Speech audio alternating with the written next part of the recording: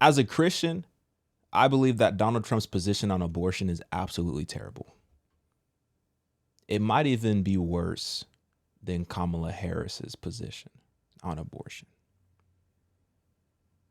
And I know a lot of y'all tripping out right now. A lot of y'all just lost all the breath in your body. You said, just give me a second. Let me explain. Kamala Harris, it's very clear what she believes when it comes to abortion. She's pro-choice. She's all about Planned Parenthood. It's not hard to decipher what she believes in. It's very clear. And I think the people who support her on that issue, they respect her because she's so clear on what she believes when it comes to abortion. And that's why, as a Christian, I'm not voting for Kamala Harris, because her view and her stance on abortion is so obviously opposed to my belief system as a Christian. There's no way that I could even consider voting for Kamala Harris. This is just my personal opinion as a citizen of the United States. All right? Not telling you who to vote for. Donald Trump, on the other hand, this is supposed to be a man of faith. And this is a very critical element of this conversation. Because as I said, and many of you know this, I'm a Christian, but there's probably going to be some people who are watching this video who are not Christians, who have never watched any of my videos before. You don't know my faith. I'm a believer in Jesus Christ. I'm a Christian. This is very important information because Donald Trump is supposed to be a man of faith. He has said that he personally is against abortion. So that's his personal conviction. He has also said that he's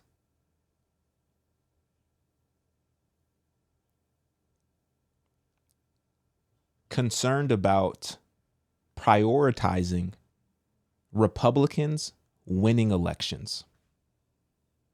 And as a result, we've seen him continuously soften his conviction on abortion in order to potentially gain new votes or more votes in swing states where the data indicates that he is struggling with women in swing states compared to his opponent, Kamala Trump. Kamala Trump is crazy. As compared to his opponent, Kamala Harris. And so he's willing to compromise his belief system in order to obtain a position on earth.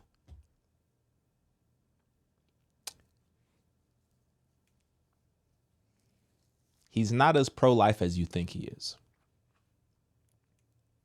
And this is very interesting, and I want to have a conversation about it, all right?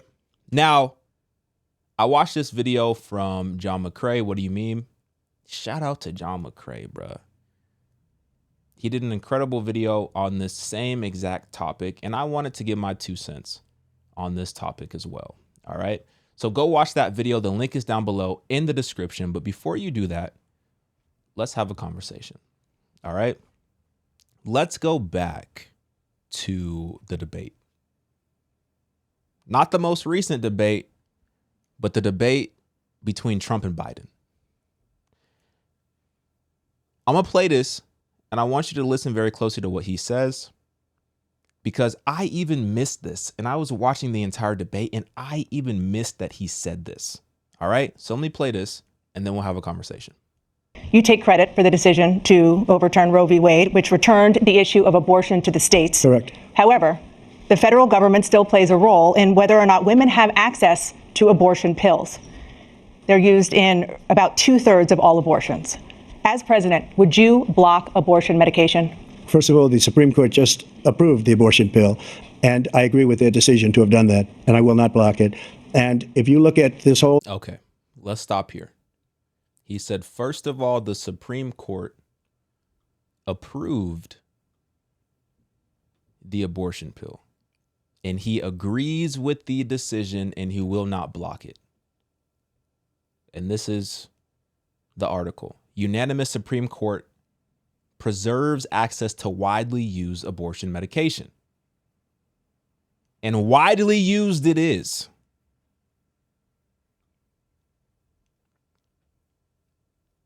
This is the numbers.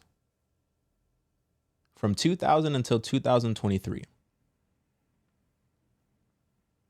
medication abortions accounted for more than 60% of all abortions in the formal U.S. healthcare system in 2023. This is the same medication that Donald Trump just said that he approves and that he agrees with. In 2000, it accounted for no abortions, right? But from 2000 until 2014, that number grew to 31%. And this is where things get crazy. From 2014 to 2020, it went from 31% to 53%. 53%. So in 2020, this was already the majority. The majority in all abortions. This drug was present in 2020. In 2023, that number grew by 10% to 63%. And just being conservative, just based on the data that we see on this graph right here, let's just estimate conservatively in 2024, because we don't have the data yet, it probably increased another 5 to 8%. I think that's very conservative. I think that's a very conservative estimate, because from 2017 to 2023, it went from 39 to 63%. So I think conservatively speaking, another 5 to 8% is very likely. So now we're looking at a medication, quote unquote, that potentially has accounted for over 70% of abortions in the United States. And this is what you approve of? This is what you agree with? This is what you're coming into agreement with? You don't have an issue with 70% of abortions being credited to this medication? That's concerning. But let's continue. Question that you're asking, complex, but not really complex. 51 years ago, you had Roe v. Wade, and everybody wanted to get it back to the states. Everybody, without exception. Democrats, Republicans, liberals, conservatives, everybody wanted it back. Religious leaders. And what I did is I put 3 great Supreme Court justices on the court, and they happened to vote in favor of killing Roe v. Wade and moving it back to the states. This is something that everybody wanted. Now, 10 years ago or so, they started talking about how many weeks and how many this, and getting into other things. But every legal scholar throughout the world, the most respected, wanted it brought back to the states. I did that. Now the states are working it out. If you look at Ohio, it was a decision that was an end result that was a little bit more liberal than you would have thought. Kansas, I would say the same thing. Texas is different. Florida is different. But they're all making their own decisions right now. And right now, the states control it. That's the vote of the people. Like Ronald Reagan, I believe in the exceptions. I am a person that believes. And frankly, I think it's important to believe in the exceptions. Some people, you have to follow your heart. Some people don't believe in that. But I believe in the exceptions for rape, incest, and the life of the mother. I think it's very important. Some people don't. Follow your heart. But you have to get elected also. And because that has to do with other things. You got to get elected. The problem. That's very important. That's very important. You have to get elected also. He said he believes in the exceptions, rape, incest, the life of the mother. He believes in the exceptions. And he says it's very important that we believe in the exceptions because you have to win an election. Now,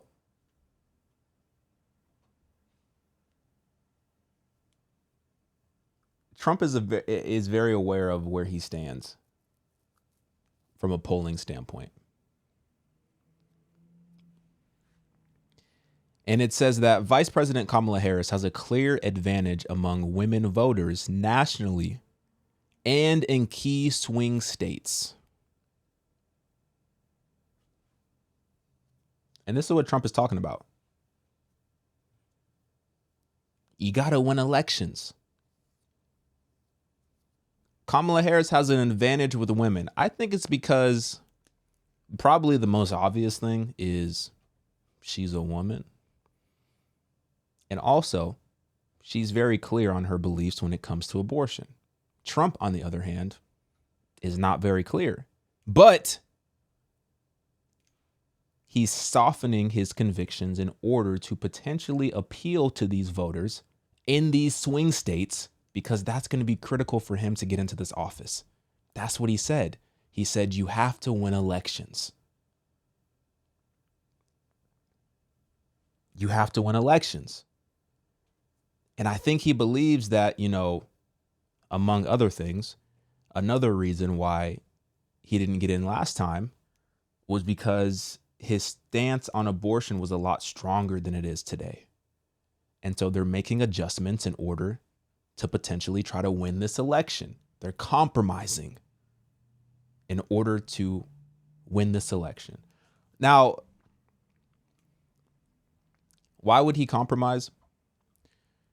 Why do people compromise?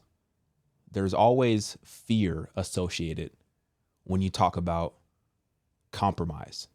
The reason why people compromise is because they're fearful that if they don't compromise, they're going to be missing out on something.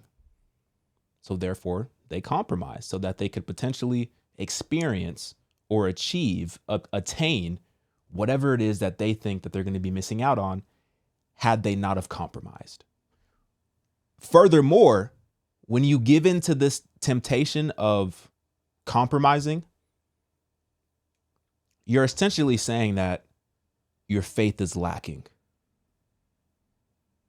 You don't believe that God can put you in that position. You think that you have to appease people and appeal to people's wicked desires in order to get into that position, as opposed to fully standing firm on what you believe in and trusting God.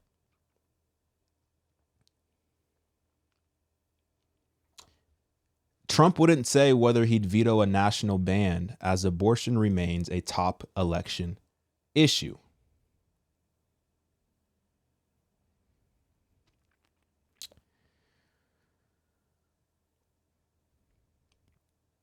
This is from September 11th, 2024.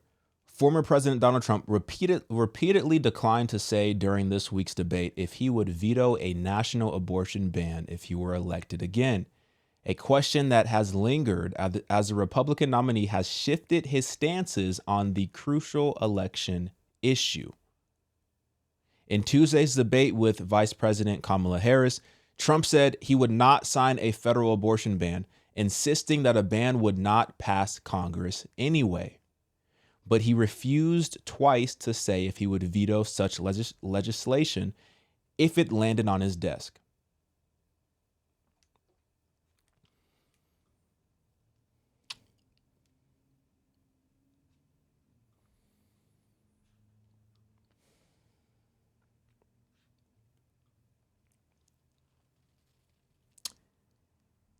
Doesn't make any sense.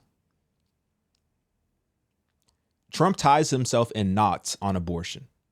Article from The Hill. Former President Trump is twisting himself into knots on abortion as he tries to navigate an issue that has proven galvanizing for Democrats and politically fraught for his party ahead of November. Trump has repeatedly urged Republicans to prioritize winning elections, even if it means softening their position on abortion. So he wants us to soften our position on abortion in order to win the election.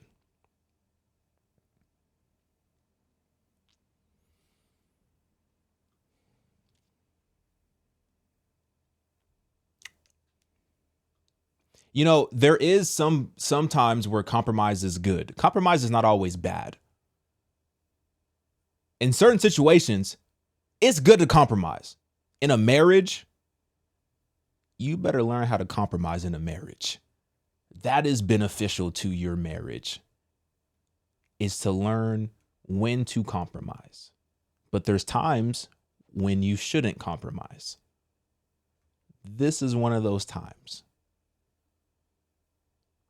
Because you know what? The people who believe in this stuff, they really believe in it. They really believe in it. Washington, this just came out the 25th, September 25th. Washington State's abortion pill stockpile is insurance against Trump win, governor says. This is crazy. I don't know if you've seen this or not. Washington State, first in the nation stockpile. They have a first in the nation stockpile of abortion drugs. They say will serve as insurance against future lawsuits seeking to ban the procedure nationwide or a second presidential term of Republican Donald Trump.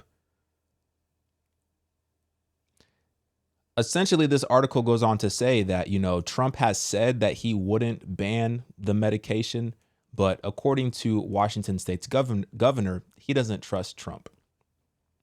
But the thing that's more alarming for me is the fact that they ordered the state's Department of Corrections to use its pharmacy license to purchase 30,000 doses of the abortion drug. 30,000 doses. So they're stockpiling death. Normally, you know, when you think about a stockpile, like a strategic stockpile, you might think about like, I don't know, like a resource, like gold or oil, something along those lines. They're literally stockpiling death. These pills induce miscarriage. They have 30,000 miscarriages, abortions stockpiled just in case the drug gets banned. This is how much they believe in it. They believe in their right to commit this heinous act so greatly that he said, you know what? Get the Department of Corrections to use his pharmacy license to get 30K of this drug. Now, as we already said, Trump has already said that he agrees with, you know, the decision by the Supreme Court to preserve its access. He said he agrees with it. He said he's not going to overturn it. But still, you know, Washington State doesn't agree with that, or they don't believe it. So they went out and made this purchase.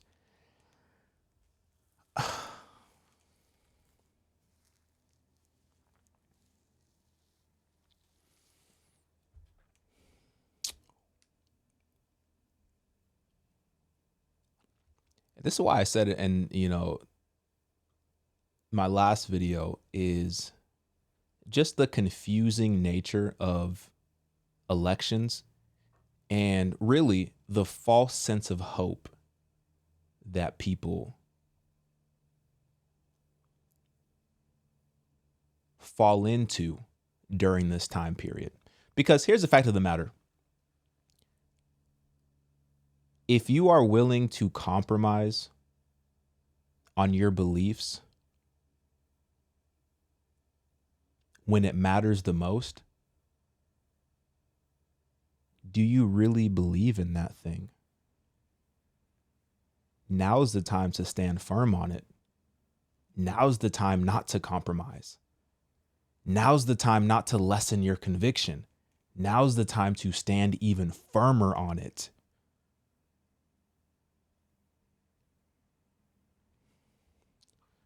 I don't know. As I said, man, I've been very open. I said that I was going to vote for Trump. Well, actually, I started out by saying I wasn't going to vote at all because everything was so confusing.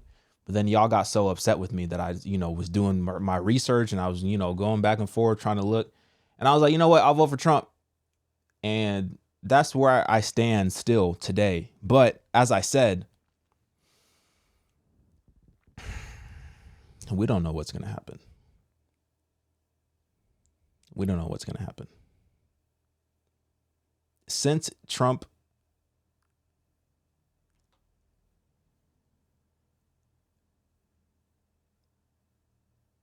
retracted Roe v. Wade, abortions have went higher. There's more abortions. There's more. It's not a laughing matter, but it's just like, bro, we do not know what's going to happen. These individuals are politicians. They talk a good game, but what are they actually going to do once they get into office? Sometimes I think they themselves don't even really know the effects of their decisions. You might do something with meaningful, well intentions, but that thing might in turn generate the exact response that you weren't even hoping for in the first place. I don't know, man. I don't know. That's why I said, his stance might even be worse than Kamala Harris's because it's just confusing. Like, you're clearly playing a political game here. You're clearly saying, okay, look, we're going to compromise on this just so we can get into office. Bruh, I don't have any respect for that. I don't. Anyway, let me know what y'all think. Get in my comments, like this video. I'm out, y'all.